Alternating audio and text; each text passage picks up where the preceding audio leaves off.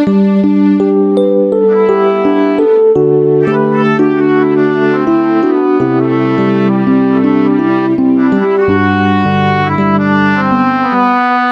called him the prodigal son, but he was loved second to none.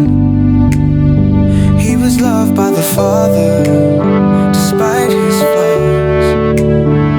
He was loved by the Father despite it all. You may not know his story, or maybe you do. His story is an example for me and for you. You see, he made a choice to go his own way.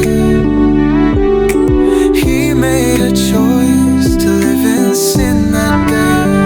They called him the prodigal son, but he was loved second to none. He was loved by the Father despite his flaws. He was loved by the Father despite it all. So his son wanted his independence to stand up all. He spent all his wealth and wasted it all. He began with much but ended up with less than most men, and found himself living in the pig pen. But let us not be too quick to judge or